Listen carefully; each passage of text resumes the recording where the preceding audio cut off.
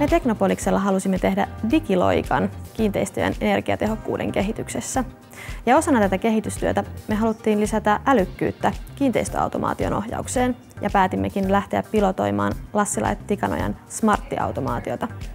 L&T:n Smartti on edistyksellistä data-analytiikkaa hyödyntävä tietomalli, joka ohjaa rakennuksen olemassa olevaa kiinteistöautomaatiota. Se analysoi automaatiosta löytyviä tietoja ja lisäksi tietomalliin tuodaan dataa ulkoisista datalähteistä, kuten sääennuste ja IoT-antureiden tuottama data sisäolosuhteista. Näin tietomalli hyödyntää tietoa sekä menneestä että tulevaisuudesta ja tekee energiankulutuksen ja sisäolosuhteiden kannalta optimaalisia ohjauspäätöksiä satoja kertoja päivässä.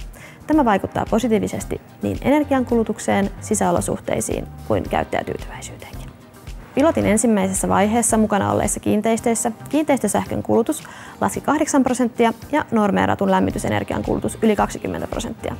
Meille on tärkeää, että nämä säästöt saavutetaan sisäolosuhteista tinkimättä. Tämä teko edustaa meille energiatehokkuutta parhaimmillaan, koska sen keskiössä on uusi innovaatio, yhteistyö, oppiminen, todennettu vaikuttavuus ja jatkuva kehittäminen. Teko vauhdittaakin pitkäjänteistä energiatehokkuustyötämme.